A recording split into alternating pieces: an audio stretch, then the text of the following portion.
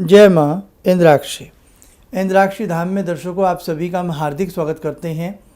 आज के दिन जिन जातकों का जन्मदिवस है, मैरिज एनिवर्सरी है, उन सभी को हमारी तरफ से बहुत बहुत शुभकामनाएं।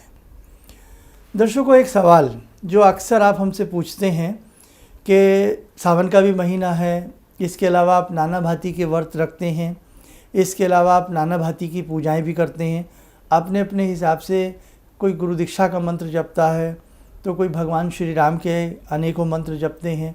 कहने का भाव, आप अपने अपने हिसाब से सभी भक्ति करते हैं और अक्सर हम भक्ति दो भागों में डिवाइड कर लेते हैं। कैसे? एक भाग हमारी भक्ति का होता है हमारी कामनाओं के लिए और एक भाग होता है हमारी भक्ति का निष्काम भाव के लिए। अब दो तरह के साधक हैं, वैसे तो अनेकों तरह के साधक होते हैं, लेकिन मोटे तौर से यदि मैं आपसे बात करूं तो दो तरह के साधक होते हैं। एक निष्काम भाव वाले और एक अपनी कुछ इच्छाओं को भगवान से मनाने वाले। अब जैसे हम व्रत रखते हैं, मिसाल के तौर पे हमने 16 सोमवार का व्रत रखा, या हम प्रतिदिन किसी मंत्र साधना को करते हैं, तो इसके पीछे हमारी कई बार भावनाएं होती हैं कि हे परमात्मा, आपकी कृपा से हमारा ये काम बन जाए। ऐसा अनेक लोगों के साथ होता है। और जब साधना का सोपान बढ़ता है, जब साधना के क्षण अत्यधिक मजबूत होते हैं, तब साधक की जितनी भी भावनाएं हैं वो शून्य हो जाती हैं। ऐसे साधक तो बहुत ही ना के बराबर होते हैं कि जो केवल भक्ति करते हैं लेकिन ईश्वर से कुछ मांगते नहीं हैं। तो चलो, ज़्यादातर हम मांगने ही वाले लोग होते हैं भगवान से, हम उन्हीं के बारे में आपसे बात करते हैं कि हम बहुत अच्छे से भक्ति करते हैं लेकिन हमारे काम नहीं बनते। अब इसमें भी एक साधकों की श्रेणी होती है। कौन से लोगों की? एक होते हैं स्टिल एंड वेट, जो इंतज़ार करते हैं आज नहीं हमें कल फल मिल जाएगा, धैर्य होता है। लेकिन इसी के साथ साथ एक ऐसे भी साधक होते हैं जो अधीर होते हैं, जो धैर्य नहीं रख पाते कि आज मुझे 6 महीने हो गए, आज मुझे इतने दिन हो गए, दिन गिनते हैं, और जब उन्हें फल नहीं मिलता तो भक्ति से और भगवान से उनका मन डामाडोल होने लगता है। तो क्या ये उचित है? मैं आपको एक बहुत ही बारीकी से इस रहस्य को आज समझा देना चाहता हूँ। क्यों? कीमती महीना चल रहा है, कीमती समय चल रहा है, पूरे विश्व में विपदा की घड़ियाँ छाई हुई हैं किसी न किसी रूप में। कोई रोजगार को लेकर, कोई स्वास्थ्य को लेकर के कहीं ना कहीं नकारात्मक स्थिति कहीं ना कहीं पूरी कायनात के ऊपर इस समय बसरी हुई है। अब कहने का भाव, इस स्थिति में यदि हमारा भगवान के प्रति मनोबल टूटेगा तो आप ध्यान रखिएगा, आपके मनोबल को कोई जोड़ नहीं सकता। आपके ही घर में ऐसे बहेलिए भी होंगे, जब आप पूजा करते हैं या करती हैं तो उस वक्त भी वो तानाकशी से बाज नहीं आते। एक तो पूजा करने में मन नहीं लगता, ऊपर से लगता है तो काम नहीं बनता, तो मन डामाडोल हो जाता है। और उसके ऊपर भी जो घर के सदस्य होते हैं, उनके जो व्यंग्यात्मक बाण होते हैं वो हमें छलनी करते हैं। कैसे? क्या दिया तुम्हारे भगवान ने, क्या किया तुम्हारे भगवान ने। आप सोचने की बात है, अगर पति पत्नी को ये कहे कि क्या दिया तुम्हारे भगवान ने, तो मैं पति महोदय से ये पूछना चाहता हूँ कि आपकी पत्नी भगवान से मांग क्या रही है? आपकी पत्नी भगवान से मांग रही है कि मेरे पति की प्रमोशन हो जाए, मेरे पति कामयाब हो जाएं, मेरे घर में सारी सुख सुविधा हो जाए। आप भगवान पे तो उंगली उठा रहे हैं, आपने क्या किया? आप पति तो बन गए लेकिन आपने किया क्या? सिर्फ यही कि तानाकशी। अरे कोई बेचारा अपना समय निकाल करके भगवान को याद करता है और घर में सुख सुविधाओं के लिए भगवान से याचना करता है, उसमें भी लोग हमें जीने नहीं देते। कैसी प्रवृत्ति हो गई है हमारी। अगर इतना ही हमें गरूर है तो पत्नी के साथ ऐसा व्यवहार करिए, सारी सुख सुविधाएं उसके लिए भर दीजिए ताकि वो किसी से कुछ मांग ही ना सके। वहाँ जब बात आती है तो बगले झाँक जाते हैं, चाहे पति हो, पत्नी हो, पिता हो, पुत्र हो, कोई भी हो। भगवान एक ऐसी सस्ती शक्ति सबने बना करके छोड़ दी है कि 2 कौड़ी का व्यक्ति ईश्वर को कुछ भी कह देता है। अब आइए, मैं उन साधकों के लिए कुछ बातें प्रस्तुत करता हूँ जो साधक ये बात कहते हैं कि नहीं, मैं बहुत अच्छे से साधना करता हूँ फिर भी मुझे फल नहीं मिलता। अब मैं उनकी बात करता हूँ। मैंने देखो आपके घर वालों से लड़ाई मोल ली, आपके लिए लीला, ताकि वो मेरा कार्यक्रम सुने, 2-4 तुम्हें भी कहें, हमें भी कहें, कोई बात नहीं, हमें कहें तो कहें, कोई बात नहीं। अब पहली बात ये है कि आपकी भक्ति का आपको फल नहीं मिलता। इसके कई कारण हैं। कारण क्या है? सनातन सभ्यता के हिसाब से, सनातन धर्म के हिसाब से हम पुनर्जन्म में विश्वास रखते हैं। हम पुनर्जन्म में कहाँ कहाँ गए, क्या क्या किया, कैसा कैसा हमने कर्म किया। अगर हमने गलत कर्म किए हैं, हमने बहुत ज़्यादा गलत कर्म किए हैं, तो जब हम अगली योनि में जाते हैं तो जितना भी पिछला हिसाब है वो हमें चुकाना पड़ता है। चाहे नेक नियति से चुकाएं, अपनी भक्ति से चुकाएं। मिसाल के तौर पे एक व्यक्ति ने बैंक से पैसा उधार लिया और अचानक उस व्यक्ति की डेथ हो गई, तो क्या बैंक कर्जा माफ़ कर देगा? नहीं करेगा।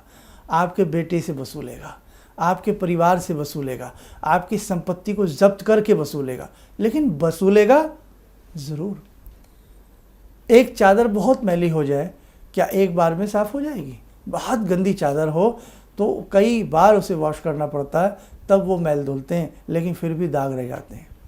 ऐसे ही हमारा जीवन में जब हम पैदा होते हैं, किसी और श्रेणी में जाते हैं, किसी और कुल को आनंदित करते हैं, किसी और कुल का चिराग बनते हैं, तो वहाँ पर जितने भी हमारे पूर्व जन्म के कर्ज हैं जो हमने बैंक से लिए, अर्थात जो हमने कर्म किए हैं, जब तक वो चुकेंगे नहीं, हमें बहुत दिक्कतें आती रहेगी। और एक भक्त की बात मैं आपको बता देना चाहता हूँ। एक भक्त बहुत अच्छे से भक्ति कर रहे थे। भक्ति इम्तहान लेती है, आप ध्यान रखें। अगर पहाड़ पर चढ़ना होता है तो कमर मुड़ जाती है, अगर कहीं हमें गंभीर चिंतन करना होता है तो दिमाग का दही जम जाता है। कोई भी चीज़ इतनी आसानी से इस जहां में नहीं मिलती।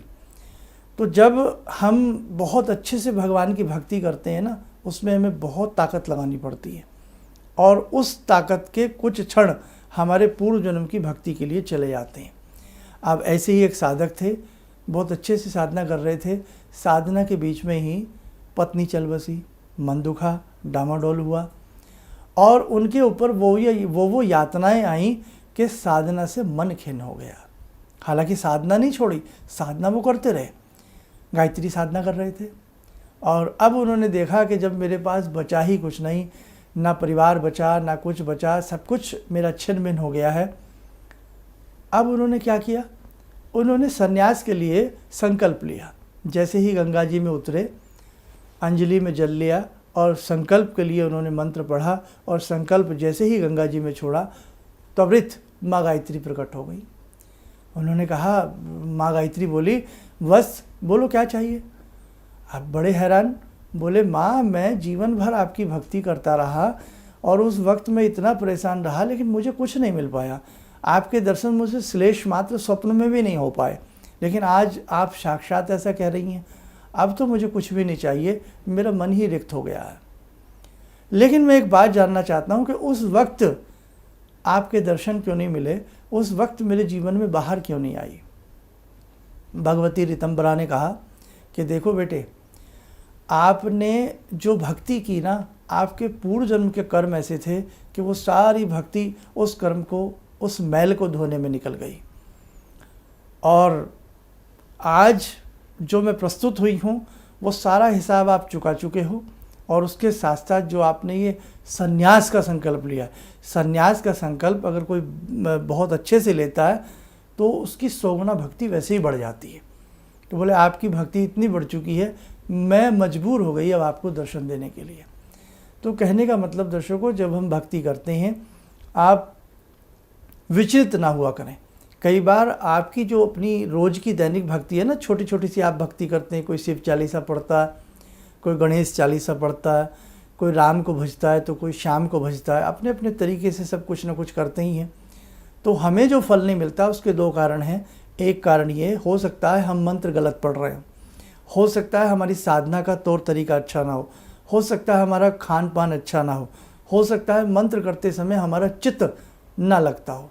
दूसरी बात, हमारे पूर्व जन्म के कर्म हो सकता है बहुत ही ज़्यादा विषैले हों, बहुत ही ज़्यादा कमज़ोर हों, उसकी वजह से भी हमारी भक्ति ट्रांसफ़र हो रही है। लेकिन ध्यान रखें, एक दिन फसल आएगी, एक दिन फूल खिलेंगे, अंकुर फूटेंगे, खुशबू बयार में फैलेगी, आप चिंता ना करें। बस जिस धैर्य के साथ आप अपनी पूजा कर रहे हैं मेरे दर्शकों, आप करते रहना। बहुत लोग कहते हैं अगला पिछला जन्म कुछ नहीं होता है, क्यों नहीं होता। एक बच्चा पैदा होते ही अरबों खरबों की संपत्ति का स्वामी बन जाता है। अभी उसे हंसना भी नहीं आता, चलना भी नहीं आता, बोलना भी नहीं आता, खाना भी नहीं आता, हज़ारों की संपत्ति का स्वामी बन गया। और एक बच्चा पैदा होते ही माँ का दूध भी छिन जाता है, माँ भी चली जाती है।